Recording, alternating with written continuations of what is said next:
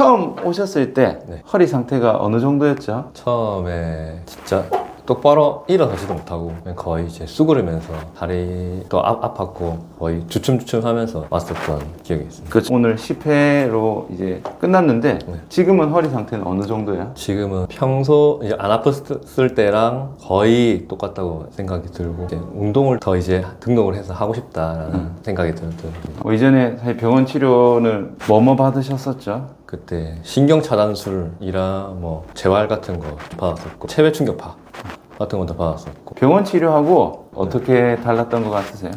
뭔가 병원 치료는 그냥 단순히 이제 이런 결과만 찍었을 때 결과만 보고 이제 하는 건데 이 테스트 해봤을 때 솔직히 조금 놀랬던 게 아예 힘이 안 들어갔으니까 근데 지금은 다시 테스트 해봤을 때는 완전히 힘이 들어가고 또 상태도 이제 많이 좋아지는 게 느끼기 때문에 그게 좀 달랐던 것 같아요. 쭉 치료를 받은 소감은요?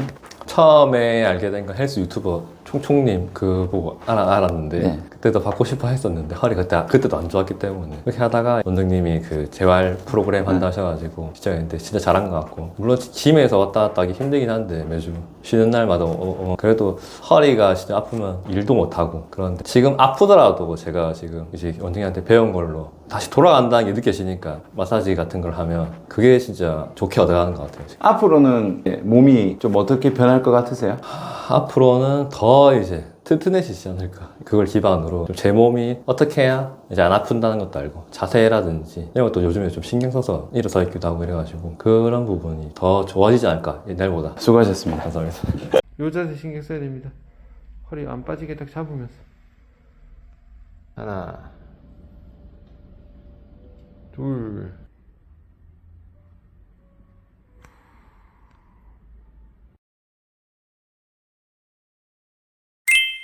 처음 오셨을 때 약했던 거 한번 쭉 볼게요. 네. 힘 옳지 힘 오우 좋아 버티고 오우 힘 오케이 힘 바로 힘 오케이 버티고 오케이 힘 오우 힘오 주시고 오케이 버티고 통과. 치료 해설을 해드리겠습니다. 이전부터 제 영상을 보신 분은 아시겠지만 제가 작년에 이제 디스크 완치 프로젝트라 해가지고 실제로 병원에서 심각한 디스크 진단을 받은 분들을 대상으로 치료하는 경과를 올려드리기로 했는데요. 지금 이렇게 이 디스크 완치 프로젝트에 대한 결과 케이스를 몇 가지 보여드리는데 오늘이 그 중에 하나입니다. 완치 치료에 대한 후기고요. 제가 말씀드리는 이 완치의 기준은요.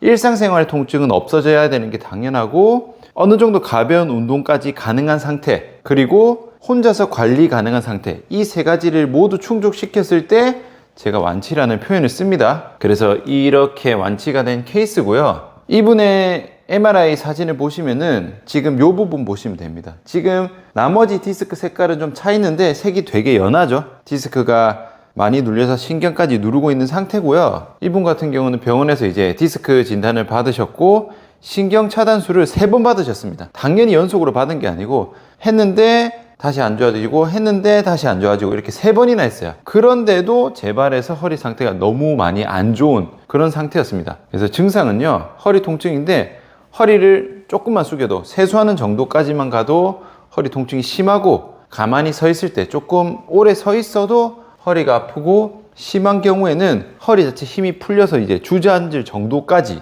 진행이 많이 된 상태였습니다. 그래서 근육 검사를 했을 때는 이렇게 나왔어요. 허리랑 엉덩이는 괜찮았지만 이제 골반 쪽하고 허리 양옆이 안 좋은 상태였고요. 치료는 주 1회 치료를 했고 활성화 운동은 이제 안 올 때도 계속 진행은 했어요.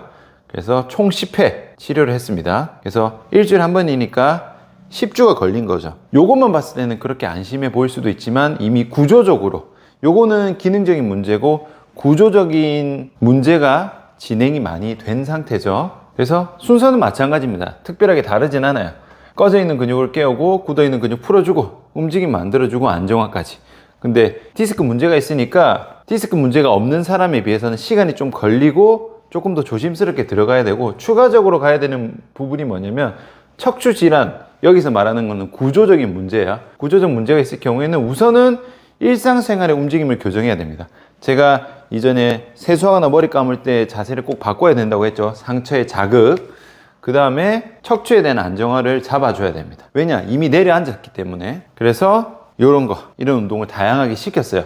근데 지금 앞에 영상을 보시면은 운동 영상이 몇 개 없죠. 이게 작년에 찍었던 건데 이 제가 촬영본에 문제가 있어가지고 초반에 운동했던 게 다 날라갔어요. 다 날라가 버려가지고 몇 개 없는데 어쨌든 척추 안정화 운동을 따로 진행을 시켰다, 이렇게 생각하시면 됩니다. CP 치료 후에 역시 일상생활 통증 없어졌고 운동도 가능한 상태, 그리고 혼자서도 충분히 관리한 상태까지 됐습니다. 그래서 치료를 종료를 했고요.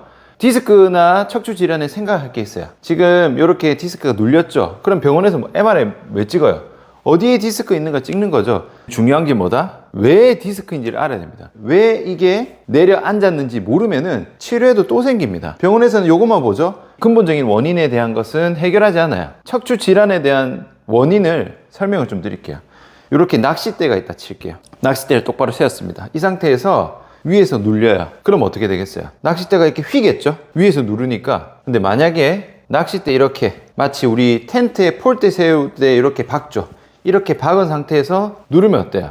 안 내려앉죠? 왜냐? 지지대를 박았으니까. 우리의 척추도 마찬가지예요. 지지대가 있으면은 무너지지 않습니다. 근데 이 지지대가 있는데 지지대가 무너졌어. 지지대가 없으면은 무너지는 거야. 그래서 결과적으로 디스크 협착증, 척추 전방 전이증 이런 게 생기는 거야.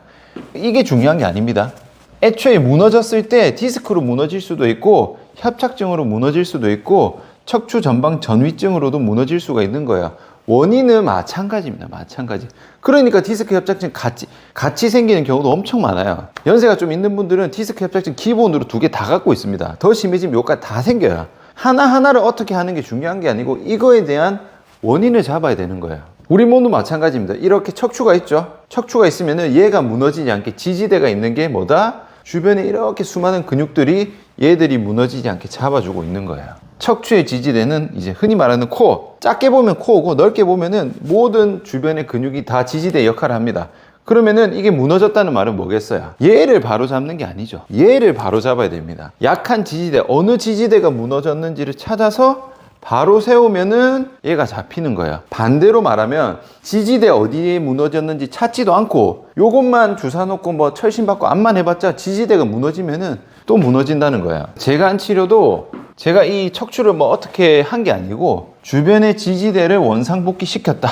그래서 얘가 좋아졌다. 이런 순서로 생각하시면 됩니다. 제가 항상 말씀드리는 거 디스크도 마찬가지입니다. 아픈 것만 보는 게 아니라 아픈 원인을 봐야 됩니다. 특히 이런 척추 질환 같은 경우는 척추 주변의 지지대도 같이 찾아서 바로 잡아야 된다. 그러면은 이렇게 좋아질 수 있다는 거예요. 지금 디스크나 협착증 이런 척추 질환 있으신 분들도 제가 오늘 말씀드린 이 내용을 잘 숙지하시길 바랍니다. 오늘 영상은 여기까지입니다. 수고하셨습니다.